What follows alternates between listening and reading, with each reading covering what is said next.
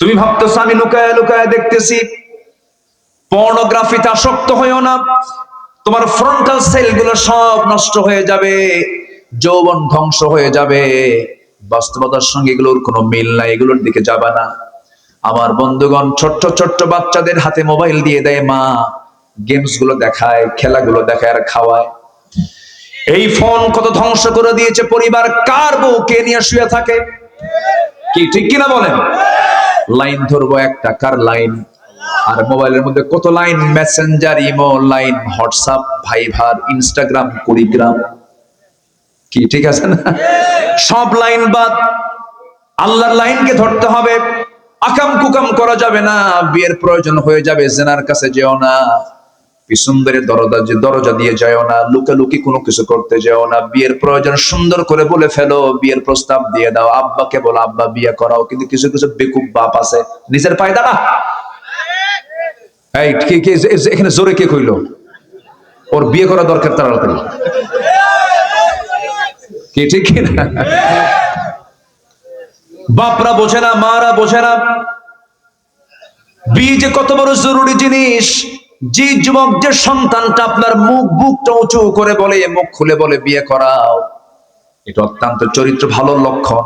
আর যে যুবকটা যুবক আছে কিন্তু বিয়ের কথা কয় না, ও তো বাইপাস মারে, ও তো আকাম কুকাম করে বেড়ায়, কি ঠিক আছে কিনা? যুবকরা সময় হলে বিয়ে করে ফেলবা, আব্বা আম্মাকে বলবা যে আল্লাহ চালাবে। কে চালাবেন? আল্লাহ চালাবে, আল্লাহ চালাবে। আল্লাহ চালান তো, আল্লাহ চালান না? আল্লাহ চালান না? বিয়ে করে কি খাওয়াবো? বউ তো হাতি। একজনেরটা দুজন ভাগ করে খাবেন, একজনেরটা দুজন ভাগ করে খাবেন। হাদিস আছে না নাই? হাদিস আছে না নাই? একটু মনোযোগ দিয়ে কথাগুলো শোনেন, রাখেন, একটু কান লাগাবেন। আমার নবীজি বিয়ের পক্ষে ছিলেন, বিয়েটাকে সহজ করেছেন রাসূল। আমার নবীজি বিয়েটাকে এত সহজ করে দিয়েছেন। কালো সাহাবী, কি সাহাবী বলেন? কালো সাহাবী। এই কালো সাহাবী নবীর কাছে এসে বলছেন, ইয়া রাসূলুল্লাহ, আমার কি বিয়ে হবে না? রাসূল বললেন, কেন? বহু মেয়ে দেখলাম, বিয়ে হয় না। রাসূল বলছেন, তোমার বিয়ের দায়িত্ব আমি নিলাম। হুজুর, কে?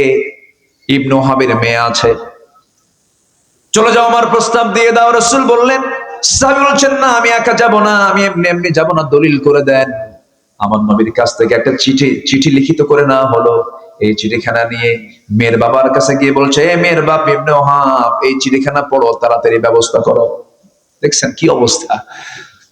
মেয়ের বাবা চিঠিখানা পড়লেন, রাসূল চিঠি পাঠিয়েছেন, সম্মানজনক চিঠি। খুব খুশি হয়ে গেলেন। খুশি হয়ে এবার বলছেন, শোনো, আমার মেয়ের কাছে আগে প্রস্তাবটা দেব, আমার মেয়ে যদি পছন্দ করে হয়ে যাবে। এই কথা শুনে, এই কথা বলেই ভিতরে চলে গেছেন। মেয়েটা পাশে দেওয়াল ঘেঁষে ঘেঁষে সব কথা শুনে নিয়েছে। এবার বলছে, মা, তোমার জন্য বিয়ের প্রস্তাব এসেছে, যদি পছন্দ হয় বিয়ে হয়ে যাবে। কিন্তু ছেলেটা কিন্তু কালো, মেয়েটা কাঁদতেছে। এবার বলছে, মা, তুমি যেহেতু কাঁদতেছো, বিয়ে দেব না। আব্বা বুঝতে ভুল করেছেন, নবী যাকে পছন্দ করেছেন সেই পুরুষটাই হবে আমার স্বামী। ওই মহিলাটা দারুণ সুন্দরী ছিলেন, কিন্তু কালো ছেলে রাসূল পাঠায় দিয়েছেন, তিনি তাকেই পছন্দ করে ফেলেছেন। আজকের সমাজে কিছু মহিলা আছে, একটু সুন্দর চেহারা হলে পরে, স্বামী একটু কালো হলে পরে, দামাক কম না বেশি? আজ থেকে দামাক কম না বেশি? একটু কিছু লাগলেই বলে যে তুমি একটু আয়নার চেহারা দেখো তো, আমার সঙ্গে তোমার যে বিয়ে হয়েছে তোমার 14 গোষ্ঠীর কপাল। আছে কিনা? আছে কিনা? আবার কিছু পুরুষ আছে, বউটা একটু কালো হয়ে গেছে, মনটা খারাপ, নতুন বিয়ে করছে, 3 দিন মাত্র বয়স, 4তম দিনে বাচ্চার মতো কান্দে। কান্দিস কেন? সুমনের বউ দেখতে কত সুন্দর, আমার একটা বউ হলো, দেখেন নজর কাছে সুমনের বউয়ের দিকে। আপনার বউ কখনো সুন্দর হবে না যদি আপনার নজর যদি অন্যদিকে যায়। আর আপনার নজর যদি আপনি ঠিক রাখেন, আপনার বউ হবে পৃথিবীর সবচাইতে সুন্দরী নারী। আমার মায়েরা খুব খুশি, ভালো করে রাখেন, ওদের নজর ঠিক নেই। আমরা চোখটাকে ঠিক রাখবো, জোরে বলি ইনশাআল্লাহ, আর জোরে বলি ইনশাআল্লাহ। কষ্ট পাচ্ছেন মনে হয়? আমার নবীজির প্রিয় সাহাবী বাইরে দাঁড়ায় আছেন, মীর বাপ এসে বলতেছে, এই সাদ, তোমার কপাল খুলে গেছে, আমার মেয়ে রাজি, আমিও রাজি। আবু সাদ সালমি বলছেন, আমিও তো রাজি। নবীর কাছে গিয়ে বলছে, হুজুর আজকে সফল, সব কিছু ওকে, বিয়েটা পড়ায় দেন। কে টাকা আছে? কে না তো। কে টাকা না থাকলে বিয়ে করবা কেমন? হুজুর টাকার দায়িত্ব দিলে আমার বিয়ে হবে না, অতএব সব যখন আপনি করলেন, টাকাটা আপনি দেন, বিয়ে আমি করি। যেরকম সুবহানাল্লাহ। চিন্তা করে দেখেন রাসূল বিয়েটাকে কত ইজি করে দিয়েছেন। নিজের মেয়ে ফাতিমা, বিশ্বনবী রাষ্ট্রনায়ক মুহাম্মদ সাল্লাল্লাহু আলাইহি ওয়াসাল্লাম তার নিজের মেয়েকে বিয়ে দিচ্ছেন। একটা জামাই ছিল ধনী, কে বলেন তো? যেটা ধনী জামাই, ওসমান। এটা এমন ধনী, একদিন রাসূলের কাছে এসে বলতেছে, হুজুর আমার আর ভাল লাগে না, কেন? আপনি দোয়া করেন তো আমার সম্পদ যেন কমে যায়। আচ্ছা, কোন ধনী কি এরকম কয়? বলেন দুনিয়ার কোন ধনী এরকম কয়? উনি বলতেছে যে হুজুর আপনি একটু দোয়া করেন আমার সম্পদ যেন কমে। রাসূল বলছেন, কেন? আমি এত হিসাব আর নিতে পারতেছি না। রাসূল বললেন, তুমি খাও কেমনে বলো তো, তোমার খাওয়ার স্টাইলটা বলো তো। সাইয়েদনা ওসমান বললেন, ইয়া রাসূলুল্লাহ, আমার খাওয়ার সিস্টেম হলো, আমি যদি উটের পিঠেও চড়ে থাকি, উটের পিঠটা কিন্তু অনেক উঁচা, সে উটের পিঠে যদি খাইতে বসে, আমি উটের উপর থেকে খাইতে নিয়ে যদি আমার একটা দানাও পড়ে যায়, আমি উটটাকে বসাই, আবার আমি নিজে নেমে সেই দানাটা তুলে ধুয়ে নিয়ে আবার সেটাকে আমি আবার খাই। রাসূল বলছেন, তোমার জন্য দোয়া করে কোনো কাম হবে না, তোমার সম্পদ আরো হবে। সুবহানাল্লাহ। মেয়েকে একটা দিয়েছেন, ধনীর সাথে হয়ে গেছে, সবচেয়ে কাছের মেয়ে, সবচেয়ে অত্যন্ত আদরের দুলালি ফাতিমার জন্য বিয়ের প্রস্তাব আসলো। মদিনার ধনাঢ্য ধনাঢ্য সাহাবীরা প্রস্তাব দিচ্ছেন, রাসূল নট এলাও, হবে না, যাও। সবার প্রস্তাব তিনি আউট করে দিলেন। এবার যার ঘর নাই, বাড়ি নাই, টাকা নাই, পয়সা নাই, নবীর কাছে এসে সামনে আস্তে করে বসে আছেন। রাসূল বলছেন, আলী বসে বসে কি চিন্তা করো, কিছু বলবা নাকি? হুজুর কি বলবো, লজ্জা লাগে। তুমি কি বিয়া করবা নাকি? দিলে করব। সুবহানাল্লাহ। দিলে করব। তোমার কি কিছু আছে নাকি? যা আছে আমার হাতের সাথে। কোথায়? এই যে তরবারি, এই যে ঢাল, আর কিচ্ছু নাই ইয়া রাসূলুল্লাহ। আমার নবীজি বলছেন তরবারি লাগবে যুদ্ধ করার জন্য, ঢাল ছাড়াও যুদ্ধ হয়, ঢালটা বেঁচে আসো। বিশ্ব নবী তার সবচেয়ে কাছের মেয়েকে বিয়ে দিচ্ছেন, ঢাল বিক্রি করার টাকা দিয়ে মহরণার টাকা নির্ধারণ করবেন। ঢাল বিক্রি করতে গেছেন, ঢাল বিক্রি করতে গিয়ে কোনো কাস্টমার পান নাই, সামনে দাঁড়ায় আছেন সকালবেলা ওসমান রাদিয়াল্লাহু তাআলা আনহু। আলী তুমি কেন আসছো? ঢাল বিক্রি করব। কেন? বিয়া কার সাথে? আপনার শালীর সাথে। সুবহানাল্লাহ বলবেন। খুব খুশি হলেন, দাও। ঢালটা নিলেন, টাকাটা দিলেন। কিছুক্ষণ পর কিছু দূর যেতে না যেতেই বলছেন, আলী এইদিকে আসো, যোদ্ধার হাতে কি ঢাল না থাকলে মানায় নাকি? ঢালটা তোমাকে দিলাম আর টাকাও তোমাকে আমি দান করে দিলাম, যাও। চলে গেছেন, নবীর কাছে গিয়ে দাঁড়ায় আছেন, ঢালটা হাতে আছে।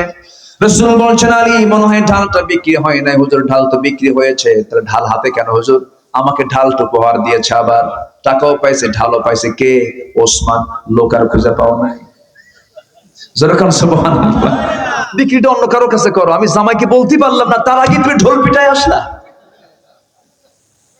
আল্লাহু আকবার। রাসূল কত সহজ করে দিয়েছেন।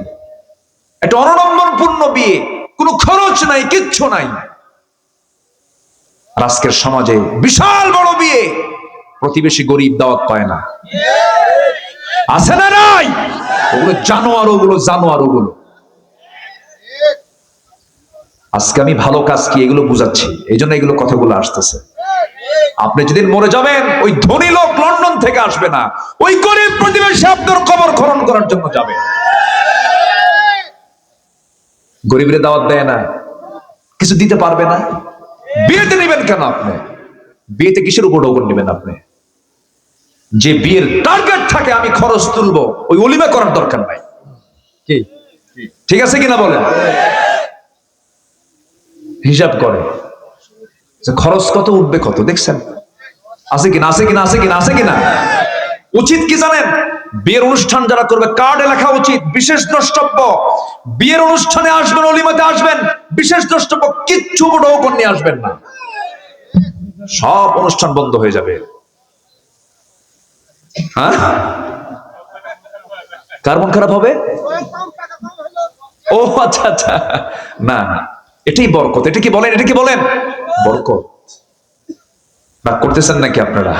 আলোচনা চালাই, কষ্ট হচ্ছে নাকি আপনাদের? ওমর কি বলে, আমার নবীজির সামনে আলী বলছেন আলী বিয়ে হয়ে যাবে। ভিতরে গিয়ে বলছেন মা আমি একটা ছেলে ঠিক করছি, তুমি কি পছন্দ করো? কাব্বা আপনার পছন্দ আমার পছন্দ। আল্লাহু আকবার বলে। আর এখনকার মেয়ের বাপরা বলতে পারে কাব্বা তুমি বোঝো কিছু? ছেলে কি করে? মুখে দাঁড়িয়ে আছে, বাবা শিক্ষিত ভালো পরহেজগার নামাজ পড়ে। কাব্বা দাঁড়িয়ে আছে, ও তো চাচা, হিসাব ক্লিয়ার। কাকে পছন্দ মা বলো? কাব্য ওই জায়গায় একটা ছেলে আছে, মাথার চুলগুলো খুব সুন্দর, কি সুন্দর স্টাইলিস্ট, খুব ভালো। কেমন? ওই যে ওই মার্কা চুল, হাঁটু ফাটা প্যান্ট। আব্বা মাঝে মাঝে একটু বোতল খায়, বোতল আছে না নাই? ইয়াবাখোর গাঁজাখোরকে পছন্দ হয়, ঠিক কিনা? যুবকরা চরিত্র সুন্দর করো, ভালো বউ পাবা। আর চরিত্র কুত্তার মতো করবা, জানোয়ার একটা আসবে তোমার কাছে। রাগ করতেছ? এগুলি দরকার কথা, এগুলি প্রয়োজন। জীবনটাকে সুন্দর করে সাজাবো, জোরে বলি ইনশাআল্লাহ। নবীজি মেয়েকে বিয়ে দিলেন, বিয়ে দিয়ে বলছেন মা স্বামীর ঘরে যাচ্ছ, মৃত্যুর দিন পর্যন্ত একটা নালিশ যেন আমার কানে না আসে, যাও। আর এখনকার মেয়ের বাপরা কি কয়? তুই যা, কিছু হলে খালি ফোন দিবি, খাইয়া ফালাম। আসলে এরকম আছে না, এরকম বাপ আছে না? শান্তি হবে, শান্তি হবে, হবে না। স্বামীর দোষ ধরা জায়েজ নাই, আবার বইয়ের দোষ ধরাও জায়েজ নাই। দুজনের দোষ দুজন ধরবে, কিন্তু কাউকে বলা যাবে না, কাউকে বলা যাবে না। এরকম বেকুব কিছু আছে না পুরুষ, বেকুব কিছু মহিলাও আছে না নাই বলেন? ঢোল পিটে বেড়ায়। এগুলো করবেন না। নিজেদের সমস্যা নিজেরা সমাধান করবেন। আপনি এবং স্ত্রী, আপনার দুজন একটা পৃথিবী, একটা পৃথিবী সুন্দর করে মিলায়া নেবেন। আলহামদুলিল্লাহ বলেন।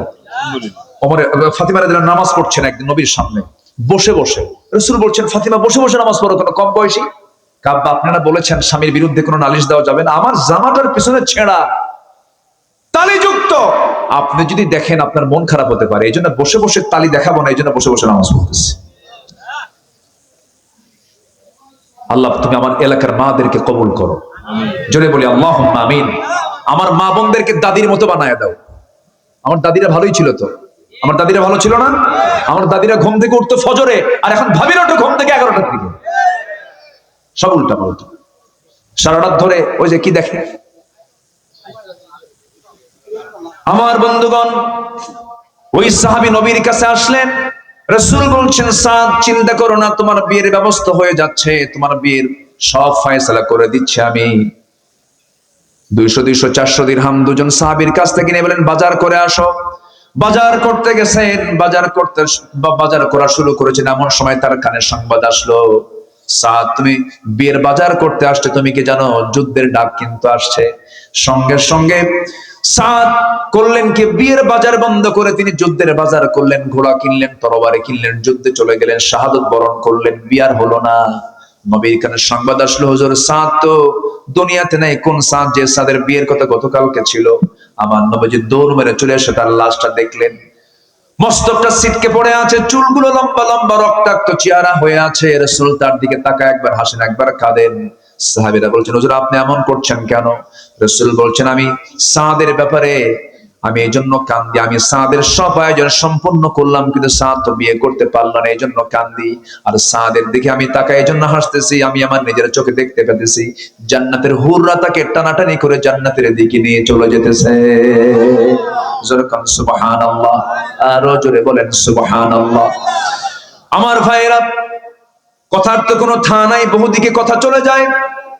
সবচেয়ে বড় বিষয় হলো আমার জীবন থেকে হারাম কাজগুলোকে আমরা মাইনাস করব, হালাল কাজগুলোকে ইনক্লুড করব, হারাম কাজগুলোকে মাইনাস করে ফেলবো।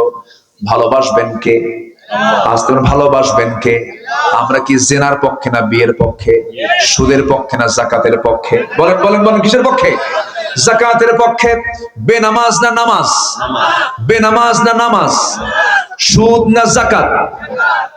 ভালো কাজের দিকে আমরা নিজেকে প্রস্তুত করে ফেলবো। আল্লাহ সৎকর্মের ফলাফল হলো 10টা, 2টা চলে গেল। সৎকর্মের মাধ্যমে গুনাহ মাফ হয়ে যায়। গুনাহ কি হয়ে যায়? মাফ হয়ে যায়। নাম্বার 4 হলো আল্লাহর তরফ থেকে পবিত্র জীবনের সুসংবাদ হয়।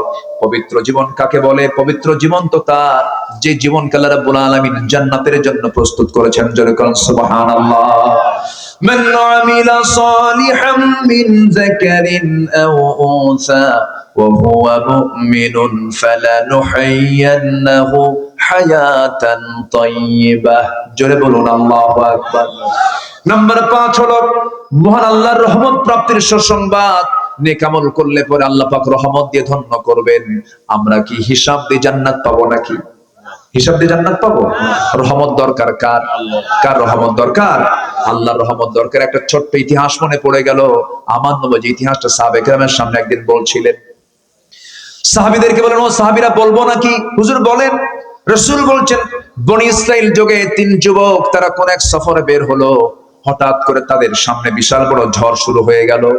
সেই ঝড়ের কবলে পড়ে গেছেন এই 3 যুবক। পাহাড়ি এক গর্তের মধ্যে গিয়ে তারা আশ্রয় নিল। পাহাড়ি ঢলটা এত তীব্র থেকে তীব্রতর হলো যে উপর থেকে একটা বড় পাথর এসে ওই গুহার মুখে আটকে গেল। গুহার মুখে আটকার সঙ্গে সঙ্গে পাথরটা এত বড়, নড়ার কোনো কায়দা নাই, মরা ছাড়া কোনো উপায় নাই। ওই সময়ে 3 যুবক আল্লাহর দরবারে 3 দিক হয়ে রোনাজারি করতে করতে বেকারার হয়ে যাচ্ছেন। রাসূল বললেন, এক যুবক দোয়া করে, আল্লাহ আমার কাছে একজন লেবার কাজ করতে এসেছিল সকাল থেকে সন্ধ্যা পর্যন্ত, কিন্তু আমি তাকে তার পেমেন্টটা দিতে পারি নাই। বহুদিন পরে সে আমার কাছে আসলো, আমি তার টাকাটা আমি ফেলে রাখি নাই, তার টাকা দিয়ে একটা ছাগল কিনেছি। ছাগল পাল হয়ে গেছে, অনেকদিন পর আসার পর আমি তাকে টাকা না দিয়ে আমি তাকে ছাগল পালটাই দিয়ে দিয়েছি। আমানত রক্ষা করেছে। আল্লাহ এই ওসিলায় তুমি আমাকে এই বিপদ থেকে বাঁচাও। ওই পাহাড়ের গুহার মুখ থেকে পাথর কিছুটা সরে গেল। জোরে বলুন সুবহানাল্লাহ। আরেক যুবক দোয়া করে, আল্লাহ চাচাতো বোনের ঘরে ঢুকেছি, আমি জিনা করব। চাচাতো বোন আমাকে প্রস্তাব দিয়েছে, আমি তার প্রস্তাবে সম্মতি দিয়েছি। কিন্তু হঠাৎ করে চাচাতো বোনের আমি যখন রুমে ঢুকে তার 2 উরুর মাঝখানে বসেছি, জিনা করব, এমন সময় বোনটা আমাকে স্মরণ করে দিল, ও ভাই জিনার কাজে লিপ্ত হয়েও না, আল্লাহ কিন্তু দেখছেন। ওই মুহূর্ত থেকে চট করে আমি বের হয়ে আসছি, তোমার ভয় জিনার কাছে যাই না, আল্লাহ তুমি আমাকে মাফ করে দাও। পাহাড়ের মুখ থেকে পাথরটা আরেকটু সরে গেল। আরেকজন যুবক দোয়া করছে, আল্লাহ কোন জীবনে তেমন ভালো কাজ করতে পারে নাই, তবে এক রাতে বাড়িতে আসলাম গভীর রাতে, বউটা আমার জন্য গরম 1 গ্লাস দুধ দিল। সেই দুধের জন্য আমার মেয়েটাও পাগল হয়ে গেল, সে খাবে। আমি খেলাম না, আমার মেয়েকেও খাইতে দিলাম না। ওই দুধটা দেখি আমার মার কথা মনে হয়ে গেছে। মার ঘরে গিয়ে দেখি মাটা ঘুম, মাকে ডাকলাম না। শেষ রাত্রে মা যখন জেগে গেছে, দুধটা গরম করে বললাম, মা তোমার জন্য দুধ এনেছি, তুমি দুধ খাও। আমি না খেয়ে আমার সন্তানকে না খাওয়ায়া আমি আমার মাকে খাওয়ায়া দিয়েছি, মাকে প্রাধান্য দিয়েছি। আল্লাহ এই বিপদ থেকে আল্লাহ তুমি আমাদেরকে বাঁচাও। এই 3 যুবকের এই প্রার্থনা আল্লাহ রাব্বুল আলামিন মঞ্জুর করে নিয়া সেই পাহাড়ের মুখ থেকে পাথরটা সরায় দিয়ে এই মৃত্যুর হাত থেকে তাদেরকে রেহাই দিয়ে দিলেন। সুবহানাল্লাহ। কয়টা শিক্ষা বলেন? 3টা নেক আমল, একটা হচ্ছে আমানত, একটা কি বলেন? আমানত। নাম্বার 2 হলো পিতামাতার খেদমত। বাপ বড় না মা বড়? হ্যাঁ, কার দাম বেশি? বাপের দাম বেশি না মায়ের দাম বেশি? ভালো করে কম। বাপ মা নামাজে দাঁড়াইছে, ইমামকে আর মুসল্লিকে? ইমাম কে হবে? তাহলে বাপ ইমাম, এখানে তাহলে বাপ আগে। বিচার হবে ছেলে মেয়ের বিষয় নিয়ে, বিচার হবে বাড়িতে, বৈঠক পারিবারিক। বিচারের চেয়ারে বসবে কে? বাবা বিচারের চেয়ারে বসবে, বাবা ইমাম হবে। তাহলে কে কে বড়? হ্যাঁ, এখন বাপ হয়ে গেছে আবার। বলেন কে বড়? বাপ বড়। বুঝতে ভুল, আমরা বাপ না, আমরা বাপ তো আমাদের পক্ষে কথা বলবো না কেন? বলেন কে বড়? কে বড়? না, বাপ বড়। আবার কয় মা? বাবা বড় তো, বাবার মর্যাদা বেশি, মায়ের হকটা বেশি, মায়ের হক বেশি। মায়ের কি বেশি বলেন? হক। কিন্তু মর্যাদার দিক থেকে কে? বাবা বড়। আল্লাহ রাব্বুল আলামিন বলেন, ظهر الفساد في البر والبحر بما كسبت أيدي الناس। জমিনে যত ফাসাদ আমরা দেখতে পাই, বিপর্যয় দেখতে পাই, সব বান্দার হাতের কামাই। জিনা করবেন, সুদ খাবেন, বাদ্যযন্ত্রের প্রচার প্রসার ঘটাবেন, গজব নাজিল করবেন, চিল্লায় বলেন কে? এই জন্য সমাজ থেকে হারাম কাজগুলো যদি বন্ধ হয়ে যায়, জিনার কাজ যদি বন্ধ হয়ে যায়, আল্লাহ পাক জিনাকে হারাম করলেন, বিয়েকে হালাল করলেন। কেন? জিনা মানে হলো অনিয়ন্ত্রিত, আর বিয়ে হলো নিয়ন্ত্রিত। জিনা মানে হলো সমস্ত রোগ, সমস্ত অসুখ সৃষ্টি হওয়া, আর বিয়েটা হলো রহমত। যেরকম সুবহানাল্লাহ। আমার দেশে এখন জিনা বেশি না বিয়ে বেশি? বলেন, একটু বলেন, বলেন। জিনা বেশি। বেশ্যাবৃত্তির লাইসেন্স পাওয়া যায়, চিন্তা করা যায়। 54 বছরে কি আইন পাশ হয়েছে? সুদের আইন পাশ হয়েছে। কি আইন পাশ হয়েছে? মদের আইন পাশ হয়েছে। কি আইন পাশ হয়েছে? বেশ্যাবৃত্তির আইন পাশ হয়েছে। অপ্রিয় হলেও সত্য কথাগুলো আজকে বলতে হবে আমাকে। রাগ করতেছেন নাকি আপনারা? আমরা আর এগুলো আইন দেখতে চাই না। আমরা দেখতে চাই নামাজের আইন পাশ হলো কিনা। আমরা দেখতে চাই আগামীর সরকারকে নামাজের সরকার। রাগ করতেছেন নাকি আপনারা? এই চিত্র দেখলে কেমন হবে বলেন তো? কেমন হবে? কেমন হবে? ভালো হবে। আল্লাহকে বলেন, আল্লাহ তুমি বলে দাও তো, যদি সমাজে নামাজ চালু হয়, যাকাত চালু হয়, তাহলে কি হবে? কোরআন বলে দিচ্ছে, ওয়ালাউ আন্না আহলাল কুরা আমানু ওয়াত্তাকাউ লাফাতাহনা আলাইহিম বারাকাতিম মিনাস সামাই ওয়াল আরদ। জোরে বলুন আল্লাহু আকবার। নামাজ যদি চালু হয়ে যায়, যাকাত যদি চালু হয়ে যায়, আমি আল্লাহ ঘোষণা দিলাম, আসমানের সমস্ত রহমত বরকতের দরজা আমি তার জন্য খুলে দেব, সেই জনপদে খুলে দেব। যেরকম সুবহানাল্লাহ। কার কথা? আসতে বলবেন না, কার কথা? আল্লাহর কথা। আমার বন্ধুগণ, নেক আমল হচ্ছে সবচেয়ে আমার বড় টার্গেট। জীবনে যেন গুনার পরিমাণটা বেশি না হয়, পরিকল্পিত যেন কোনো গুনাহ না হয়। গুনাহ হবে, গুনাহ হবে না কেন? আমি মানুষ না? মানুষের গুনাহ আছে না নাই? গুনাহ নাই কার? ফেরেশতার। বলেন, গুনাহ নাই কার? আমরা কি ফেরেশতা না মানুষ? বলেন, ফেরেশতা না মানুষ? কিন্তু দাম কিন্তু মানুষের বেশি। দাম মানুষের বেশি। ফেরেশতার দাম কেমনে হবে? কারণ ফেরেশতার গুনাহ করার যোগ্যতাই নাই, সে গুনাহ করবে কেমনে? কিন্তু বান্দার গুনাহ করার যোগ্যতা থাকার পরও আল্লাহর ভয়ে সে গুনাহ করে না, এই জন্য বান্দার দামটা বেশি।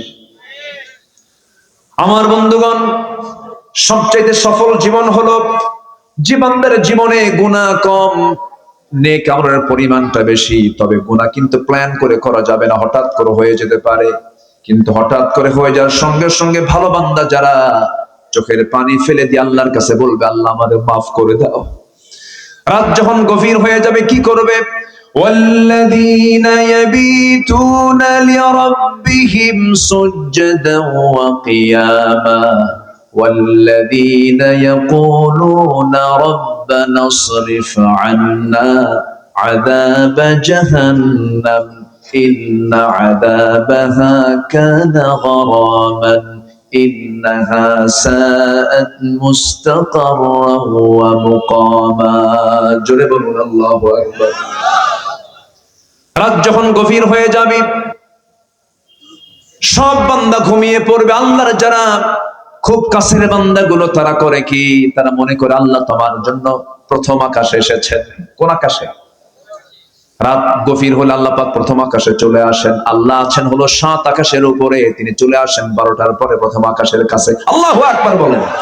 কার জন্য আসে? কার জন্য? আমার জন্য। কার জন্য বলেন? আমার জন্য আসেন। এবং তিনি প্রশ্ন করেন, আলা মিন মুস্তাগফিরিন ফাগফির আলাহ। কোন ক্ষমা প্রার্থী আছো আমার কাছে ক্ষমা চাবে, আমি তাকে ক্ষমা করে দেব। কি সুন্দর করে আমার আল্লাহ বলেন। এই জন্য আমার বন্ধুগণ, 5 ওয়াক্ত নামাজ তো পড়বই আমরা। একটা ওয়াক্তের নামাজ কখনো বাদ দেব না, তার নাম হলো তাহাজ্জুদ। যে ব্যক্তি তাহাজ্জুদকে কন্টিনিউ করবে, তার 5 ওয়াক্ত নামাজ কখনো কাজা হবে না। তাহাজ্জুদকে আমরা কন্টিনিউ করব। আল্লাহর সঙ্গে সম্পর্ক না সৃষ্টি হলে পরে কখনোই আমি এই দুনিয়ার জীবনে শান্তি পাবো না। হয়তো ভাববেন টাকা থাকলে শান্তি, বউ থাকলে শান্তি, সমাজের নেতা হয়ে গেলে শান্তি না। আপনি চলে যান তাদের কাছে, কোথাও শান্তি পাবেন না। শান্তির জায়গা একটা হলো কার জিকির। আসতে বলবেন না, কার জিকির? আল্লাহ রাব্বুল আলামিন বলেন, ومن أعرض عن ذكري فإن له معيشة ضنكا ونحشره يوم القيامة أعمى قال رب لم حشرتني أعمى وقد كنت بصيرا। এই আয়াতটা আমাকে দারুণ ভাবে ভাবায়। মাঝে মাঝে আমি অস্থির হয়ে যাই, একটা যখন পড়ি আমার কাছে কেমন যেন লাগে। আল্লাহ পাক খুব শক্ত ভাষায় বলেছেন, আল্লাহ বলছেন যে বান্দা আমার জিকির থেকে আমাকে স্মরণ না করে যে বান্দা নিজেকে দূরে রাখবে, আমি তাকে কিয়ামতের দিন আমি তাকে অন্ধ করে তুলবো, আর দুনিয়ার জীবনটা আমি তার জন্য সংকীর্ণ করে দেব। দুনিয়ায় কোনো শান্তি থাকবে না, অশান্তির আগুনে দাউ দাউ করে জ্বলবে। বউ থাকবে শান্তি নাই, টাকা থাকবে শান্তি নাই, পয়সা থাকবে শান্তি নাই, সন্তান থাকবে কাঁচা খাবে। কি বুঝতেছেন কি আপনারা? অশান্তির আগুনে দাউ দাউ করে জ্বলবে, আমি তার শান্তি উঠায় নেব এবং তাকে কিয়ামতের দিন অন্ধ করে তুলবো। যখন বান্দা বলবে আল্লাহ আমি তো চক্ষুওয়ালা ছিলাম, আল্লাহ বলবেন তুই চক্ষুওয়ালা ছিলি, তুই আমাকে দুনিয়ার জিন্দেগিতে যেমন করে ভুলে গেছিস, আজকের দিন ওয়াকাযালিকাল ইয়াউমা তুনসা, আজকের দিনও তোকে আমি ভুলে গেলাম। আল্লাহ যদি সেই দিন ভুলে যান, শুধু বিপদ না মহাবিপদ, শুধু বিপদ না মহাবিপদ, মহাবিপদ হয়ে যাবে। সেই মহাবিপদ থেকে বাঁচার জন্য আমার আল্লাহর জিকিরটা কখনো এক মুহূর্তের জন্য বাদ দেওয়া যাবে না। একজন খলিফার কথা হঠাৎ করে মনে হয়ে গেল, সেই খলিফার নাম হচ্ছে ওমর ফারুক রাদিয়াল্লাহু তাআলা আনহু। কয় নাম্বার খলিফা বলেন? কয় নাম্বার? কয় নাম্বার? 2 নাম্বার খলিফা ছিলেন। বহুদিন আগে, আজ থেকে 20 বছর হবে প্রায়, এক মাহফিলে বললাম ওমর ফারুককে চিনেন কে? সামনে থেকে একজন দাঁড়ায়, ছোট্ট একটা ছেলে দাঁড়ায় বলে আমি চিনি। কে? আমাদের বাড়ির দোতলায় ভাড়া থাকে। আমাদের দোতলায় ভাড়া থাকে। এটা কি ভাড়া থাকা অমর? আমি ছোট্ট ছেলেটাকে বললাম তুমি 100-তে 100 পাইছো, তোমার বুদ্ধি যত দূর উত্তর তত দূর। এই ওমর তো সেই ওমর নন, অর্ধ জাহানের খলিফা, যার ব্যাপারে মহাত্মা গান্ধী বলেছেন, ভারতের মহাত্মা গান্ধী পর্যন্ত বলতে বাধ্য হয়েছে অশান্ত পৃথিবীকে শান্ত করার জন্য মুসলমানদের মতো একজন ওমর দরকার পৃথিবীতে। আল্লাহু আকবার। সেই মুসলমান আজকে Mao Tsetung, Karl Marx, Lenin, secularism, ন্যাশনালিজমকে কেমন করে গ্রহণ করে? মুসলমান কখনো মানব রচিত আইনকে বিশ্বাস করতে পারে না। আমরা ইসলামকে প্রতিষ্ঠা করতে চাই, কোন ব্যক্তির দলকে আমরা প্রতিষ্ঠা করতে চাই না। আমরা ব্যক্তি পূজা করতে আসিনি দুনিয়াতে, আমরা আল্লাহর ইবাদত করতে এসেছি। 16 বছর শুধু ব্যক্তি পূজাই হয়েছে। পার্লামেন্টে দাঁড়ায় শুধু 10 মিনিট ধরে আমি স্মরণ করছি কুতকুতানি সুলতানি কাউজারি। স্মরণ করবো আকে কাকে? স্মরণ করবো কারে কারে? আল্লাহ। আল্লাহ ছাড়া আমার কেউ আছে? আল্লাহ ছাড়া কেউ আমার আছে? কেউ নাই। পৃথিবীর সব স্মরণ মাইনাস হয়ে যাবে। ছেলে আমার আপন না, মেয়ে আমার আপন না, বাপ মা ভাই বোন যা কিছু দেখছি সব এগুলো প্রতারণা। একদিন মরে যাব, সব আমাকে ভুলে যাবে, আমিও সবাইকে ভুলে যাব। পৃথিবীর সবকিছু ভুল, পৃথিবীর সবকিছু মুছে যাবে, কিন্তু যিনি আমাকে কখনো ভুলবেন না, ভুলতে পারেন না, তিনি কখনো আমাকে ছাড়বেন না, তিনি আমার। চিল্লায় বলুন কে? আমাকে বেশি সবচেয়ে ভালোবাসেন কে? চোখ চালায় দেন কে? কান চালান কে? মুখ চালান কে? হাতটা চালান কে? পাটা চালান কে? এই বডির মধ্যে যে রক্তগুলো আছে, রক্তগুলো সুন্দর করে ছাকায় দেন কিডনি দিয়া, তিনি আমার কে? মালয়েশিয়া সফর ছিল, এক বন্ধু আমার, নাম মমিন নাম। সালাম দিলাম, বন্ধু কেমন আছো? হাতটা ধরেই দেখি কবজির এখানে একটা মেশিন লাগানো। বললাম বন্ধু এটাকে মেশিন এখানে কেমন যেন করে, কি হয়েছে? সে কেঁদে ফেললো। কেঁদে ফেলে বলছে শত শত কোটি টাকার মালিক আল্লাহ পাক আমাকে বানিয়েছেন, কিন্তু 2টা কিডনি আমার নাই। আমি আল্লাহকে বলি আল্লাহ সব সম্পদ তুমি আমার থেকে নিয়ে নাও, কিডনি 2টা ভালো করে দাও। সপ্তাহে তাকে 4 দিন হসপিটালে যেতে হয়, কিডনি ডায়ালিসিস করার জন্য যেতে হয়, ডায়ালিসিস মেশিনে নিতে হয়। রক্তগুলো ডায়ালিসিস না করলে সে মরে যাবে, যা কিডনি করে তার দুনিয়ার মেশিনে করতে হয়। দুনিয়ার মেশিন, ডায়ালিসিস মেশিনটার ওজন হলো 100 কেজি। আর আল্লাহ রাব্বুল আলামিন তার চেয়ে উন্নত মানের মেশিন দিয়েছেন আমাদের দেহের মধ্যে দুইটা, একটা দিলেও চলতো, দুটো কিডনি দিয়েছেন। দুটা কিডনির ওজন হলো মাত্র 200-400 গ্রাম, আর ডায়ালিসিস মেশিনের ওজন হলো 100 কেজি। আল্লাহ পাক 200 গ্রামে যা দিয়েছেন, আর বান্দার 100 কেজিতেও তাও নাই। জোরে কোন সুবহানাল্লাহ। যদি এমনটা হয়ে যেত, যদি এমনটা হতো, আল্লাহ আমাকে দুনিয়া থেকে পাঠায়া দিলেন, যা তুই দুনিয়াতে যা, এরপর আকাশ থেকে 100 কেজি দুইটা কিডনি পাঠায়া দেব, ধানের বস্তা নেব না কিডনির বস্তা নেব? কত বেকায়দা হয়ে যেত। আল্লাহ বলছেন, বান্দারে এমন সুন্দর করে সৃষ্টি করেছি, তোর বডির মধ্যে সব প্ল্যান করে সুন্দর মতো ব্যালেন্স করে বানায় দিয়েছি। আল্লাযী খালাকাকা ফাসাওয়াকা ফাআদালাক। আল্লাহু আকবার। এই যে চোখ, এই যে কান, এই যে নাক, এই যে গলা, ইএনটি ডাক্তারের কাছে যান নাটোরে, একটা নাকের ডাক্তার, কানের ডাক্তারের কাছে গিয়ে বসেন। ডাক্তার যদি আপনাকে বোঝানো শুরু করে, পদ্মা, মেঘনা, যমুনা যত বড়, তার চাইতে বড় আল্লাহ পাক এই চোখ কান নাক বানায় দিয়েছেন। জোরে বলেন সুবহানাল্লাহ। এই চোখের মধ্যে আল্লাহ পাক শুকনা করেছেন না ভিজা করে দিয়েছেন? শুকনা। চোখের পানি আছে না নাই? দেখি এক সময় না সব সময়?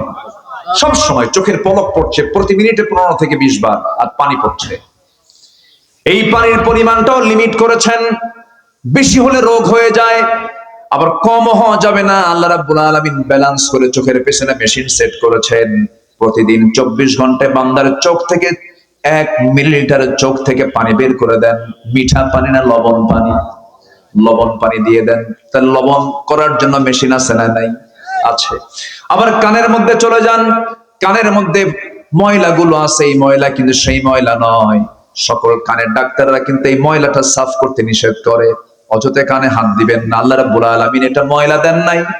এই জিনিসটা দেওয়ার কারণ হলো, কানের ভিতরে রাতের বেলা আপনি ঘুমাতে গেছেন, যদি কোনো হঠাৎ করে কোনো পিঁপড়া পোকামাকড় যদি ঢুকতে নেয়, কানের ময়লাকে আল্লাহ রাব্বুল আলামিন তিক্ত করে দিয়েছেন। চোখের পানিকে লবণ করেছেন, কানের ময়লাকে তিক্ত করে দিয়েছেন। যদি তিতা না হয়ে যদি মিষ্টি হতো, ঘুম পাড়তে না আপনার পিঁপড়া যেত কানে, পিঁপড়া যেত কান সাফ করবেন না, ঘুম পারবেন? যদি কোনো পিঁপড়া হঠাৎ করে যদি ভুল করে ঢুকেও যায়, সঙ্গে সঙ্গে যখন দেখে খাবারটা তিতা, না কাম হবে না, বেলাইন চলে আসি, ব্যাক করে। সুবহানাল্লাহ বলবেন না? কানকে সিকিউর করলেন, চোখকে নিরাপত্তা দিয়ে দিলেন, চোখকে হেফাজত করলেন, ভাইরাস থেকে বাঁচার জন্য লবণ দিয়ে দিলেন। ভাইরাস, যেখানে লবণ থাকে সেখানে কোনো ভাইরাস থাকে না, কোনো জীবাণু সেখানে বসবাস করতে পারে না। চোখটা সেফ, কানটা সেফ। এবার আপনি আসেন জিহ্বার কাছে। জিহ্বাটা আল্লাহ রাব্বুল আলামিন জোয়ারের মধ্যে রেখে দিয়েছেন। জোয়ার না ভাটা? জোয়ারে রেখে দিয়েছেন। আপনার সামনে যদি একটা তেঁতুল সামনে রেডি করা হয়, লাফ মেরে বের হয় ভিতর থেকে, একদম মানে কি লালা লালা। কেমনে, কেমন করে যায়, কেমন করে চট মেরে চলে যায়। দেখেন এই যে সুন্দর করে চলে যায়। তাহলে এটা কি জোয়ার আল্লাহ পাক দিয়েছেন। দেখেন, হয়তো এখন তেঁতুলের কথা কইছি, হয়তো অনেকের বাড়ি বের হওয়া শুরু হয়ে গেছে। কিভাবে আল্লাহ পাক মেশিন গুলোকে সেট করেছেন। তাহলে কানেরটা তিতা, চোখেরটা কি বলে লবণ, আর জিহ্বারটা হলো স্বাদহীন, কোনো স্বাদ নাই। যদি মিষ্টি হতো তাহলে মিষ্টির স্বাদ পেতাম না, যদি টক হতো টকের স্বাদ পেতাম না, যদি এটা ঝাল হতো ঝালের স্বাদ পেতাম না। আল্লাহ পাক এটাকে নিউট্রাল করে স্বাধীন করেছেন। যে খাবারই দেয় ব্রেনে কি সিগন্যাল দেয়, কুসু হত্যা। কেউ তো সুবহানাল্লাহ বলবেন না? এই যে হাজার প্রকারের স্বাদ আল্লাহ রাব্বুল আলামিন জিহ্বার ভিতরে দিলেন। আল্লাহ বলছেন, আলাম নাজআল লাহু আইনাইনি ওয়া লিসানান ওয়া শাফাতাইনি ওয়া হাদাইনাহুন নাজদাইন। জোরে বলুন আল্লাহু আকবার। বান্দারে এত কিছু তোরে দিয়ে দিলাম, বান্দা আমার জিকির করবি না কেন? ওমরে ফারুকের কথা মনে হলো, তিনি দুনিয়া থেকে বিদায় নিচ্ছেন। জিকির কাকে বলে একটু বোঝানোর জন্য তার প্রসঙ্গ নিয়ে আসলাম। সারা জীবন তিনি দোয়া করেছেন, আয় রাব্বুল আলামিন, আল্লাহুম্মা রযুকনি শাহাদাতান ফি সাবিলিক ওয়াজআল মাউতি ফি বালাদি রাসূলিক। তিনি সারা জীবন দোয়া করেছেন, আল্লাহ তুমি আমাকে শহীদের দরজা দান করো, আর নবীর শহরে তুমি আমার মৃত্যুটা দিয়ে দিও। এই দোয়া তিনি প্রায় করতেন। আল্লাহ রাব্বুল আলামিন তার দোয়াটা কবুল করলেন। যদিও মদিনার প্রেক্ষাপটে সেই সময় মদিনায় কোনো যুদ্ধ হওয়ার সম্ভাবনা ছিল না, কারণ বদর হয়ে গেছে, উহুদ হয়ে গেছে, খন্দক হয়ে গেছে, বড় বড় যুদ্ধ হয়ে গেছে, তিহামা অঞ্চল দখল হয়ে গেছে। এখন যুদ্ধ হলে দেশ বিজয়ে যুদ্ধ হবে, কিন্তু মদিনার আশেপাশে কোনো যুদ্ধ লাগবে না। কিন্তু তিনি দোয়া করতেন, আল্লাহ তুমি আমাকে মদিনায় মৃত্যু দিও, শহীদে মওত দান করো। আল্লাহ পাক তার এই দোয়াটাই কবুল করলেন। তিনি করলেন কি, কোন এক ফজরে তিনি নামাজ পড়তে গেলেন। ওমরে ফারুক নামাজ পড়তেন না পড়াতেন? বলেন, পড়তেন না পড়াতেন? তিনি দেশের নাগরিক ছিলেন না শাসক ছিলেন? তিনি একজন শাসক, আবার তিনি আবার মসজিদের ইমাম। তাহলে মসজিদের ইমাম হবে দুইজন না একজন? বলেন, দুইজন না একজন? যিনি শাসক হবেন তিনি ইমাম হবেন। আমরা সামনের শাসককে আমরা ইমামওয়ালা শাসক দেখতে চাই, ঠিক কিনা? এই এক বাক্যের মধ্যে বহু সিগন্যাল আছে। আমার কথা কি বোঝা গেল? বোঝা গেল? বোঝা গেল? বিগত সময় দেখেছি কি বক্তব্য। আগামীকাল ঈদুল আজহার জানাজা নামাজ, শোনেন নাই? শোনেন নাই? এগুলো শোনেন নাই? পার্লামেন্ট এমপি কারি সাহেব যায় নাই, তেলাওয়াত করার দায়িত্ব দিছে স্পিকার। যে কেউ তো নাই, কারি সাহেব আসে না, আপনি যে তেলাওয়াত করেন, এমপি কি তেলাওয়াত করতে দিছে? কেল হে আল্লাহ হে হে, শয়তানকে তোরছে, আমার তেলাওয়াত ভালো আছে। এই সমস্ত অযোগ্য নেতৃত্বের মুখে আমরা জুতা মারি, থুতু মারি। রাগ করছেন? রাগ করা যাবে না। ভুল বারবার করা যাবে না। ভুল বারবার করলে বিপদ হয়ে যাবে। ভুল আর আমরা করব না। জোরে বলি ইনশাআল্লাহ। আকলমন্দ ইশারা বাসাত। সচেতন ব্যক্তির জন্য ইঙ্গিত গুলোই যথেষ্ট, বেশি কিছু লাগে না। একটু বুঝি, আমরা বোঝার চেষ্টা করি। আচ্ছা বলেন তো, আপনার ইমাম যদি গাঁজা খায়, আপনি কি নামাজ পড়বেন তার পিছনে? আপনি বলবেন আমি না হয় মদ খাই, হুজুর কেন গাঁজা খায়? ইমামকে কত কি দেখি আমরা, ইমামের দাড়ি ছোট হলে বলে হুজুরের তাকওয়া ঠিক নাই, দাড়ি ছোট ফাঁসে হুজুর। কি ঠিক কিনা বলেন?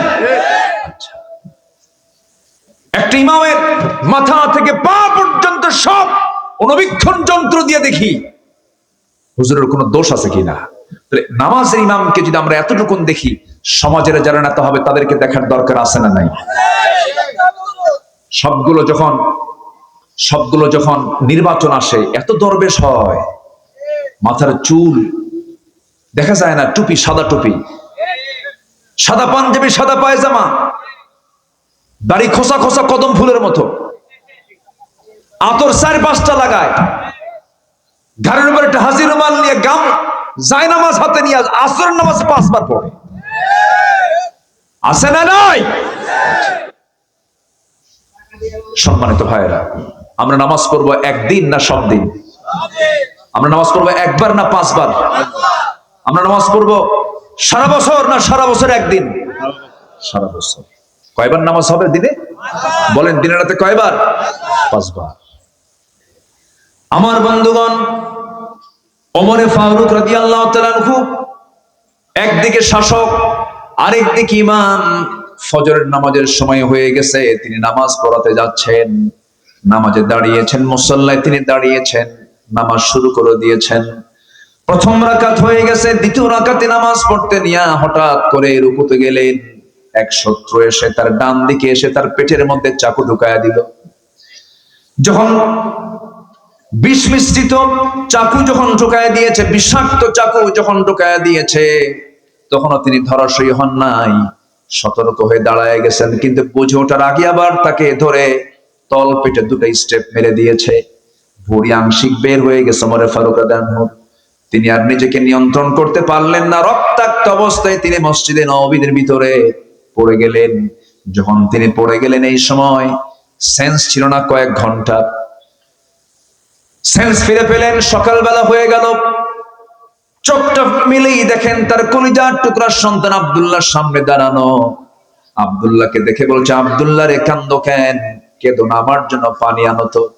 1 গ্লাস পানি আনা হলো। 1 গ্লাস পানিটা ওমরে ফারুক দেখেই বলছেন, আব্দুল্লাহ এই পানি কিসের জন্য এনেছো? আপনার পানির জন্য এনেছি, আপনি পান করুন। না রে আব্দুল্লাহ, আমার কোনো তৃষ্ণা নাই, আমার তৃষ্ণা হলো ফজর নামাজ তো হয় নাই, ওযুর পানি নিয়ে এসে দাও। জোরকান সুবহানাল্লাহ। এটার নাম জিকির। এটার নাম কি বলে? জিকির। ওযুর পানি এনে দাও। ওযুর পানি এনে দেওয়া হলো। কষ্ট করে তিনি ওযু বানালেন। ভুঁড়িটা বের হওয়া, গামছা দিয়ে ভুঁড়িটা বাঁধলেন, গামছা দিয়ে পেটটা বাঁধলেন। নামাজে দাঁড়ায় গেছেন, কিন্তু পারলেন না, মাথা চক্কর মেরে পড়ে গেলেন। শুয়ে ইশারা করে নামাজটা পড়ার পরে বলছে, আব্দুল্লাহ কেঁদো না, কান্দো কেন? তোমার বাবার তো সারা জীবনের দোয়া আজকে কবুল হয়ে যাচ্ছে। তোমার বাবার দোয়া হলো আমি যেন শহীদ হয়ে যেন মদিনায় যেন মারা যাই। আজকে আমি বড় ভাগ্যবান। আমাকে যে আঘাত করেছে সে কোনো মুসলিম নয়, সে একজন অগ্নি পূজক, আবু লুলু মাজুসি, সে আমাকে অ্যাটাক করেছে। আমি একজন অগ্নি পূজকের হাতে শহীদ হয়ে যাচ্ছে। আমি আল্লাহর দরবারে জানুন কৃতজ্ঞ, আল্লাহ তুমি আমাকে শহীদের কাতারে শামিল করে নিও। আব্দুল্লাহ তুমি আমাকে হাসি মুখে বিদায় করে দাও। এই কথা বলি বলছেন, আব্দুল্লাহ কেন্দ্র না কাব্বা, আপনার জন্য ডাক্তার নিয়ে আসছি। ডাক্তার সামনে বসে গেলেন। ডাক্তার বসেই বলতেছে, আমিরুল মুমিনিন আপনার জন্য আমি এক গ্লাস দুধ এনেছি, আপনি পান করুন। বিসমিল্লাহ বলে তিনি দুধ পান করলেন, কিন্তু দুধটা পেটের মধ্যে থাকলো না, স্টমাকে রাখতে পারলেন না, কারণ পেটটা ফুটো হয়ে গেছে। ফুটো পেট দিয়ে সব দুধগুলো বাইরে বের হয়ে গেছে। ডাক্তারের জিহ্বায় কামড় মেরে বলছেন, ইন্না লিল্লাহ, আমরা কিছুক্ষণের মধ্যে আমরা খলিফাতুল মুসলিমিনকে হারায় ফেলবো, তিনি আর বাঁচবেন না। কোনো উপায় নাই। ওমর ফারুক মুস্কি মুস্কি হাসি মেরে বলছেন, ওরে ডাক্তার তুমি আমাকে বাঁচাবা কেমনে? তুমি তো আমাকে আর বাঁচাতে পারবে না, কারণ নাকের মধ্যে ওমর জান্নাতের ঘ্রাণ পাওয়া শুরু করেছে। জোরে বলেন সুবহানাল্লাহ, আরো জোরে বলেন সুবহানাল্লাহ। সাইয়েদনা ওমর ফারুক রাদিয়াল্লাহু তাআলা আনহু এরপরে বলছেন, আব্দুল্লাহ আমার জীবনের একটা বড় শখ, 2 বছর আগে আমার হাতে আমার ভাই বকরকে নবীর কবরের পাশে তাকে শোয়া দিলাম। তার কত বড় ভাগ্য সৌভাগ্য, আমার নবীর পাশে সে ঘুমাচ্ছে। আমার বড় শখ আমি নবীর পাশে ঘুমাবো, কিন্তু জায়গা তো আমার না। জায়গার মালিক হচ্ছেন আম্মাজান আয়েশা সিদ্দিকা রাদিয়াল্লাহু তাআলা আনহা। তিনি যদি আমাকে না দেন আমি কেমন করে যাব, কেমন করে সেখানে ঘুমাবো? আব্দুল্লাহ একটু যাও তো, আমি রক্তাক্ত অবস্থায় পড়ে আছি, আমি যেতে পারছি না, তুমি একটু গিয়ে বলো আমার আব্বার এই অবস্থা, আপনার কাছে এই প্রস্তাব দিয়ে আমাকে পাঠিয়েছে। তার কলেজের টুকরা আব্দুল্লাহ গিয়ে যখন এই জাতীয় প্রস্তাব যখন দিয়ে ফেললেন, মা আম্মাজান আয়েশা চোখের পানিতে সয়লাব হয়ে গেছেন, কাঁদতে কাঁদতে বেকারার হয়ে গেছেন। আহারে, অর্ধ জাহানের শাসনকর্তা ওমর ফারুকের মতো মানুষ আমার কাছে সামান্য একটা জায়গার জন্য আবদার করতেছে। আমার কবরের জায়গাটা আমি বিশ্বজাহানের খলিফা ওমর ফারুকরে দান করে দিলাম। আমার বন্ধুগণ, এই ছোট্ট ইতিহাস থেকে আমি যে বিষয়টা বোঝাতে চাচ্ছিলাম, যত কিছু হোক না কেন সবাইকে ভুলবো, কিন্তু ভুলবো না যাকে, তিনি আমার। চিল্লায় বলুন কে? কাকে বলা যাবে না? সবচেয়ে শ্রেষ্ঠ সৎ আমল, নেক আমল হলো এই নেক আমলটা। আল্লাহকে যদি জিকির করি, আল্লাহকে যদি স্মরণ করি, আল্লাহর আইন কানুন যদি মেনে চলি, আমার দ্বারা কখনো খারাপ কাজ হতে পারে না, আমার দ্বারা কোনো অন্যায় কাজ হতে পারে না। কারণ আমার জীবনের সবচাইতে বড় রাজ সাক্ষী যিনি, তিনি আমার কে? আমার অন্তরের খবরটাও রাখেন কে? আল্লাহ তাআলা। কোরআনের আলোকে এই নেক আমলের 10টা শ্রেষ্ঠ ফলাফল একটাও এ পর্যন্ত বলি নাই। নাম্বার 1 একটু শিখে নেই। আল্লাহ রাব্বুল আলামিন বলছেন, যারা সৎকর্ম করে দুনিয়া থেকে বিদায় নেবে, তাদের 1 নাম্বার ফলাফল হলো আল্লাহ তাদেরকে ভালোবাসবেন। যেরকম সুবহানাল্লাহ। তাহলে আল্লাহর ভালোবাসা পাওয়ার জন্য কোন আমল লাগবে বলেন? বা বলেন, সৎ আমল না বদ আমল? বনের সম্পত্তি মেরে খাওয়া ভালো কাজ? এই এলাকায় কি বনের সম্পত্তি মেরে খায়? হ্যাঁ, খুব কম। খুব কম নাকি না খুব বেশি? খাওয়ার পরিমাণ কম না বেশি বলেন? খুব বেশি। গ্রামের মাতব্বরও দুষ্ট কম না, বুঝলেন? মাতব্বরদের আগে কানে কানে বলে আসে, শোনেন বিচারটা এটা করে দিবেন। ঘুষও খায়, এ আছে না নাই? পার্থিব স্বার্থকে প্রাধান্য দিতে গিয়ে আপনি বনের সম্পত্তি বন যা পেত তার ব্যবস্থা না করে আপনি মিথ্যা একটা ফায়সালা দিয়া বনকে মাহরুম করলেন। আপনি বিচারক হয়ে আপনাকে জাহান্নামে যেতে হবে। ভাইগুলো চালাক কি? বনের সম্পত্তির উপরে লাগানো ধান, সেই ধান বিক্রি করে ওমরায় যায়। কই যায়? ওমরায় যায়। ওমরায় যায় আজোয়া খেজুর কেনে, জমজম পানি সবকিছু নিয়ে বনের জন্য আবার 1 ভরি স্বর্ণের চেন দিয়া, 2 ভরি স্বর্ণের চেন নিয়ে চলে আসে। ভাবে যে একটু বনকে দেই, বন পাবে 1 কোটি টাকার জায়গা। আর বোনের জন্য কিনছে একটা চেন আর আজোয়া খেজুর আর জমজম পানি আনছে। জমজম পানি এনে আজোয়া খেজুর এনে বাড়িতে ঢোকার সঙ্গে সঙ্গে বোনকে ফোন দিয়ে বলে, বোন কোথায় আছো, তাড়াতাড়ি আসো, আমি তোমার জন্য, আমি তোমাকে দেখার জন্য ব্যাকুল, তাড়াতাড়ি আসো। বোন বোনকে ডেকে আনে, বোনকে পাশে বসায় বলে, বোন আমার, মক্কার যে জায়গায় বসেছি তোমার জন্য দোয়া করেছি, মাতাফে বসেছি দোয়া করেছি, হেরাম বেদে তোয়াফ করেছি দোয়া করেছি, মক্কায় দোয়া করলাম, মদিনায় দোয়া করলাম, তোমার জন্য এই জাজওয়া খেজুর আনছি, তোমার জন্য জমজম কুবের পানি আনছি, আর সোনার মদিনা থেকে তোমার জন্য সোনার একটা চেন নিয়ে আসছি। বোন মাথাটা নিচু করে তোমাকে পড়ায় দেই। বোন তো দারুণ খুশি, ভাই আমাকে খুব ভালোবাসে। চেন টেন পড়ায় দিয়া খেজুর আর আজওয়া আর জমজম পানি খাওয়ায় দেবার পাশে বোনকে বসায় বলে, বোন একটা কথা বলবো। কি ভাই বলো। একটা কথা বলবো, রাগ করবা না তো? না, অংশ নিলে কিন্তু ধ্বংস হয়। কত বড় বদমাইশ। তাহলে এতক্ষণ ধরে সে যে ওমরার প্ল্যানে গেছে ওমরা করতে, এই যাওয়া আসার মূল টার্গেট হলো কি বলেন, বোনে ফাঁকি দেওয়া। ওর হজ কবুল হবে? ওর হজ কবুল হবে? ওর ওমরা কবুল হবে? একটা বিষয় মাথায় রাখবেন, যত কিছুই হোক না কেন, কার হক যেন আমার দ্বারা নষ্ট না হয়। এটা সবচাইতে খারাপ আমল, এটা যেন না হয়। এমনকি আমার কথাই যেন কেউ কষ্ট না পায়, তাহলে আমি তার হক নষ্ট করলাম। এমনকি যার জন্য আমি গীবত করছি তার হক আমি নষ্ট করে ফেললাম। আল্লাহ পাক তাকে মাফ করবেন না। মাফ করবেন কখন? যখন আপনি ওই ব্যক্তির কাছে গিয়ে বলবেন, ভাই আমি অমুক দিন তোমার নামে গীবত করছিলাম, তুমি আমাকে মাফ করে দিও, আল্লাহ আপনাকে মাফ করে দিবেন। যেরকম সুবহানাল্লাহ। এই জন্য হক সম্বলিত কোন অপরাধ নিজের জীবনে বাস্তবায়ন করা যাবে না। বাপ যেদিন মারা গেছে সেই দিনই উচিত বোনদেরকে ডাক দিয়ে বুঝায় দেওয়া, তোমরা তোমাদের অংশ নিয়ে চলে যাও। আমার এই ওয়াজের লাইনে অন্তত ভাইরা খুশি না হলো, বোনরা দারুণ খুশি। হুজুর বাস্তব একটা কথা বলছেন, আরো কিছু কোন ভাইরা কিছু বসে আছে নাকি? আচ্ছা, রাগ করলেন নাকি আপনারা? সুদের বিরুদ্ধে কথা বললাম, এটাও তো একটু ডিসফেভার হতে পারে। আবার বোনের সম্পদ বুঝা দিতে বললাম। নেকামল, তো আজকে আমার সাবজেক্ট হচ্ছে নেকামল। তো নেকামল করতে গেলে যেটা বদামল, এগুলো খুঁজে বের করার দরকার আছে না নাই? আচ্ছা, এই কথাগুলো শুধু আপনি শুনছেন না, এই কথাগুলো এখানে প্রায় অনেকগুলো চ্যানেল আসছে। এমনকি এখানে যতগুলো চ্যানেল আসছে, অনেক 2-4টে টেলিভিশনে এতগুলো চ্যানেলে এত প্রচার হবে না। এই অনুষ্ঠানটা, এই প্রোগ্রামটা হয়তো আগামী 3-4 দিনের মধ্যে কোটি কোটি মানুষের কাছে আমার এই আলোচনাগুলো চলে যাবে। সম্মানিত ভাইয়েরা, নেকামল আমার আপনার জন্য সবচাইতে বড় পুঁজি। এই পুঁজিটা আমরা অবশ্যই মরার আগে কামাই করব না মরার পরে? মরার আগে। আমার বন্ধুগণ, নেকামল করলে কি হবে? 1 নাম্বার, আমরা আল্লাহর ভালোবাসার প্রিয় পাত্র হয়ে যাব। মহান রব্বুল আলামিন সুন্দর করে বলছেন, ওয়া আনফিকু ফি সাবিলিল্লাহ ওয়া লা তুলকু বিআইদিকুম ইলা তাহলুকা ওয়া আহসিনু ইন্নাল্লাহা ইউহিব্বুল মুহসিনিন। জোরে বলুন আল্লাহু আকবার। 2-1 করে লোক উঠতেছেন আমাকে না বলে। হ্যাঁ, আমি কি করব? দোয়া করে দেব নাকি? যাচ্ছেন কেন? রাত হয়ে গেছে বেশি, একটু বসেন।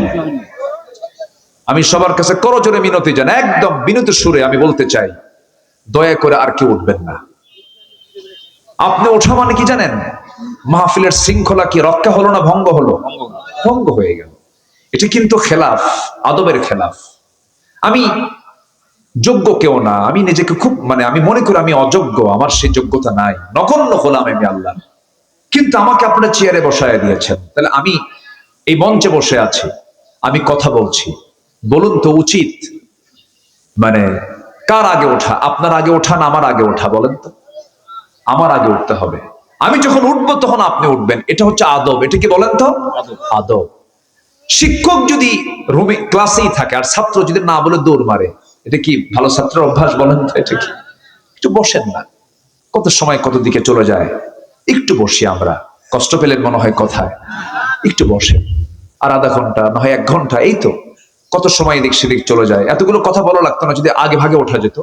একটু রাত হয়েছে, একটু ধৈর্য ধরেন আর একটু সময়।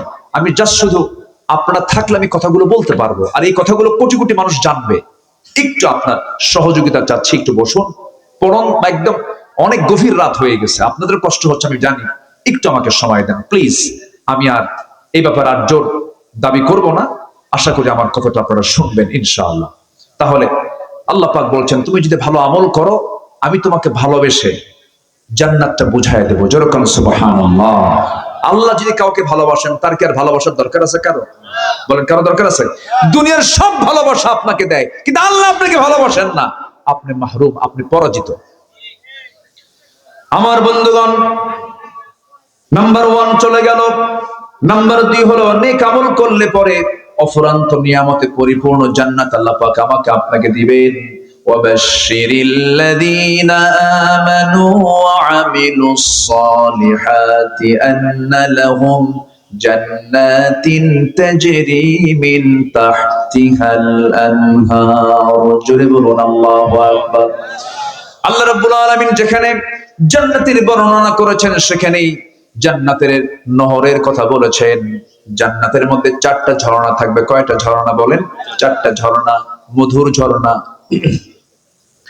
মধুর ঝর্ণা থাকবে, দুধের ঝর্ণা থাকবে, শরাবের ঝর্ণা থাকবে, পানির ঝর্ণা থাকবে। কিন্তু দুনিয়ার পানি পান করলে পরে মানুষ মরে যায়। দুনিয়ার পানি, দুনিয়ার শরাব, দুনিয়ার মধু, দুনিয়ার দুধ পান করলে পরে মানুষ দিনে দিনে বুড়ো হয়ে যায়। কিন্তু জান্নাতের যদি মধু, জান্নাতের যদি পানি, জান্নাতের যদি দুধ যদি কোনো বান্দা একবার পান করে, সে কোনোদিন আর জীবনে কোনোদিন মরবেও না, বুড়াও হবে না। সুবহানাল্লাহ। কি খাবার আল্লাহ পাক রেখে দিয়েছেন। সবাই কি খাবেন না এগুলো? পান করবেন না? নামাজ না পড়ে, বলেন বলেন, নামাজ না পড়ে, নামাজ পড়ে। হ্যাঁ, দুঃখ লাগে জানেন। আচ্ছা বলুন তো, ব্রহ্মপুরের মসজিদে, আমি ব্রহ্মপুরকে আগে ধরি, ব্রহ্মপুরের মসজিদে কোন ওয়াক্তে সবচেয়ে মুসল্লি কম পাওয়া যায়? বলেন, আপনারা বলেন একটু। ফজরে। থামেন, ফজরে সবচেয়ে কম। বাড়িতে মানুষ বেশি থাকে, বেশিরভাগ মানুষ থাকে কোন সময় বাড়িতে বলেন তো? ওই ফজরে। কি করে? মেরাজে যায়, মেরাজে যায়, ঘুমায়। দুঃখ, এটা কষ্ট, কিন্তু আমি কিন্তু খুব দিলে ধাক্কা দিলাম। আমি আর কি হয়ে বুঝাবো বলেন, যে দিলে ধাক্কা দিলাম। 64,000 গ্রামের দিকে তাকান আপনি, পাতিলের ভাত সিদ্ধ হয়েছে কিনা, চাউল সিদ্ধ হয়েছে কিনা গোটা পাতিল চেক করতে হয় না? একটা চেক করলে হয়ে যায়। একটা চিপলি পাতিলের ভাতের চিত্র বোঝা যায়। ঠিক একটা গ্রামকে চিপলেই গোটা দেশের চিত্র ভেসে ওঠে। গোটা মসজিদ, গোটা দেশের মসজিদ গুলো ফজরের সময় কান্দে কান্দে, মুসল্লি নাই। কি ঠিক কিনা? মুসল্লি নাই। 5 জন বুড়া যায়। কয়জন? 5 জন বুড়া যায়। যখন বুড়া চাচাকে বলা হয়, চাচা আপনি মসজিদে আসছেন, আপনি তো বুড়া মানুষ, মাজুর না আসলে তো হতো। বাবা আমিও আসতাম না, বুড়ি নাই তো এই জন্য আসছে। বাস্তব, এটা বাস্তব। যেদিন ব্রহ্মপুর আপনার গ্রামের ফজরের মসজিদের মুসল্লি, ফজর নামাজের মুসল্লি জোহর, আসর, মাগরিব, এশার চাইতে বেশি হবে, আমি হলফ করে বলে যাচ্ছি, সেই দিন থেকে আপনার গ্রামে কোনো চুরি, জেনা, মদ, নেশা, আকাম কুকাম সব বন্ধ হয়ে যাবে। তাহলে একটা ডিউটি আমরা আজকে এখান থেকে নিয়ে যাই, সেটা হলো গ্রামে ফজরের মসজিদ আমরা মুসল্লি দিয়ে মসজিদ ভরায় ফেলবো। সিদ্ধান্ত কি নেওয়া যায়? সিদ্ধান্ত কি নেওয়া যায়? আপনার গ্রাম ফজরের মসজিদে, আপনার গ্রামের মসজিদ ফজরে মুসল্লিতে ভরে যাক। সবাই কি চান? কারা কারা চান দেখি, কারা কারা চান?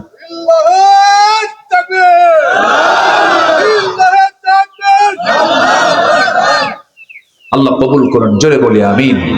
আরো জোরে আমিন, আরো জোরে আমিন। ভাইরে, জান্নাতে যাওয়ার তো একটা পজিশনে আসতে হবে।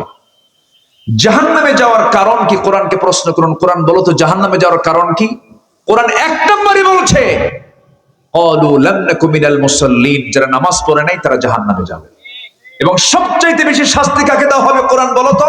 আল্লাহ বলছেন ফাখালাফা মিন বা'দিহিম খালফুন আদাউস সালাত, যে ব্যক্তি নামাজকে নষ্ট করবে আমি সবচাইতে বেশি শাস্তি আমি তাকে জাহান্নামের মধ্যে দেব। নামাজ কার হক? আসতে বলবেন না, কার হক? এই নামাজ আজকে আমার দেশে মাত্র 5% মানুষ নামাজ পড়ে। এই 5% থাকতো না যদি নামাজ রাষ্ট্রীয় পর্যায়ে কায়েম হয়ে যেত, নামাজি হতো 95%। অতএব সেই নামাজ রাষ্ট্রীয় পর্যায়ে কায়েম হোক, সবাইকে চান? চান কারা কারা? হাত উঁচু করে দেখান মুসলমান।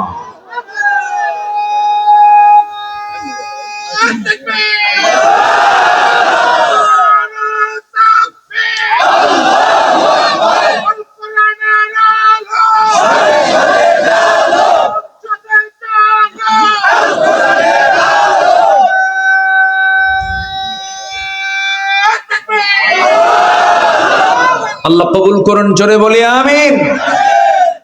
নামাজ পড়তে হবে। আমরা জানি আমরা আমাদের আমল নিয়ে জান্নাত পাবো না, কিন্তু একটা লেভেল তো আছে। নামাজই পড়ে না বান্দা, আল্লাহ তাকে মাফ করবে কেমনে বলেন? বউটাকে নিয়ে গোটা দুনিয়া দেখায়, হন্ডায় তোলে। আসে না এরকম কিছু বদমাইশ? আসে না বদমাইশ? আসে না? নিজের বউ এমন ভাবে সাজায়, মাথা থেকে পা পর্যন্ত, মাথার চুল লাল, ঠোঁটের লিপস্টিক দিয়া লাল, শাড়ি একখান লাল, R15 হন্ডায় তুললো। আবার ছেলের মাথার চুল কেমন জানেন? এইদিকে চুল নাই, পিছনে চুল নাই, মাথার উপরে দক্ষিণ তালপট্টির দ্বীপ। এই ডিজাইন পাইছো কোথায় বাবা? বলে যে বুঝবেন না হুজুর, এগুলো আধুনিক হালচাল। কার ডিজাইন? কে মেসি? তুমি কি নেইমার? তুমি কি কুত্তা? মাথার চুল ঠিক আছে না? হাতে একখান বালাও পরে, কানের দুলও পরে, কোমরে বেল্টের তালা, প্যান্ট এমন পরে টান মারলি খুলে পড়ে। নাভির উপরে হচ্ছে প্যান্ট পরার নিয়ম, সেই নাভির নিচে, এত নিচে সীমান্ত বর্ডার, যে কোনো মুহূর্তে অ্যাক্সিডেন্ট করতে পারে। এই হচ্ছে প্যান্টের দশা। আর প্যান্ট নতুন কিনে আনে হাঁটু ফাটা। কি ফাটা? হাঁটু ফাটা। আচ্ছা বলেন তো, মানে ফাটা প্যান্টের দাম বেশি না ভালো প্যান্টের দাম বেশি? ফাটা প্যান্টের দাম 8,000 আর ভালো প্যান্টের দাম 800 টাকা।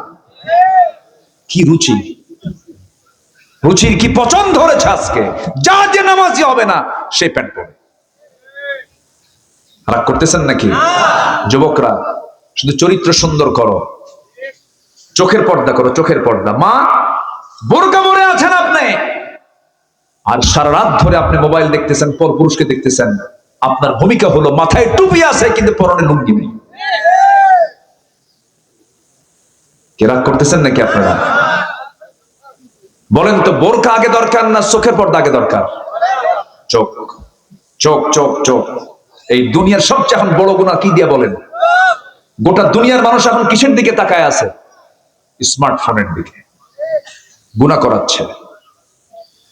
ফোন যদি আপনাকে চালায়, আপনার ফোন ব্যবহার করা হারাম। আপনি ফোনকে চালাবেন জায়েজ, কিন্তু ফোন আপনাকে চালায়, ওই ফোন ব্যবহার করার দরকারই নাই। কি আমার কথা কি একমত? আপনারা একমত? এই কথা কি বলার দরকার আছে? যুবকরা এগুলো করো না। তুমি লুকায় লুকায় কি করো? কেউ দেখে না। কে দেখেন? আল্লাহ দেখেন।